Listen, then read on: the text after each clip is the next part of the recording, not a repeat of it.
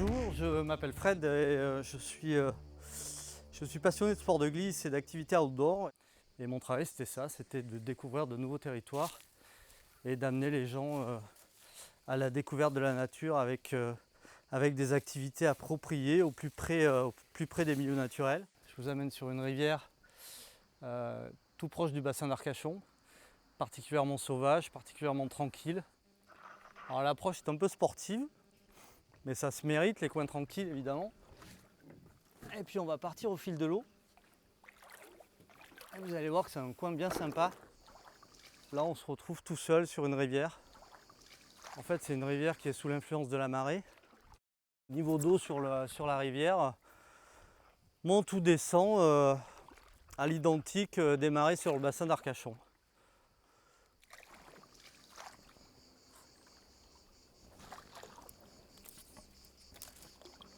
Cette rivière elle part d'Ourtin. Et ensuite elle vient se jeter dans l'étang de la Canoë.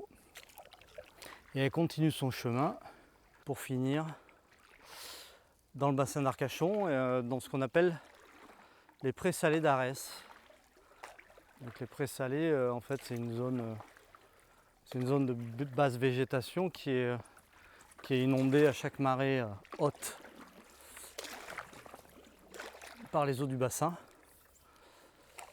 C'est pour ça qu'on appelle ça les prés salés. Là, on n'a pas trop d'eau et on a un joli banc de sable, donc il faut chercher le passage. Ça fait partie de l'activité, c'est ce qui la rend sympa ici sur cette rivière. Sur le bassin d'Arcachon, on a beaucoup d'eau, on a moins de problèmes, il y a des balades fantastiques à faire sur le bassin, mais c'est pas tout à fait la même approche, puisque bon, évidemment, sur le bassin, on n'a pas de souci de passage. Il y a des moments où il faut trouver où passer.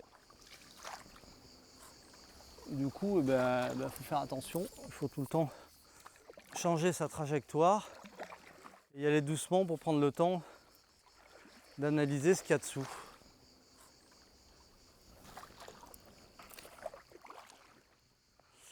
Alors le paddle sur lequel on descend la rivière aujourd'hui, c'est un paddle ce qu'on appelle un paddle de randonnée. On commence avec ce qu'on appelle les paddles de balade. Et le paddle de randonnée, ça sert quelques heures à plusieurs jours. C'est des paddles qui sont plus longs que les paddles de balade, qui sont plus rapides. Plus il y a de surface portante et plus le paddle glisse et est rapide sur l'eau. C'est plus étroit aussi, plus effilé, donc ça glisse mieux et ça va plus vite. Mais évidemment, quand on veut voyager avec, le gros intérêt du paddle gonflable, c'est que ça rentre dans une valise et on peut partir en voyage aux quatre coins du monde et explorer les cours d'eau, les lacs du monde avec son paddle.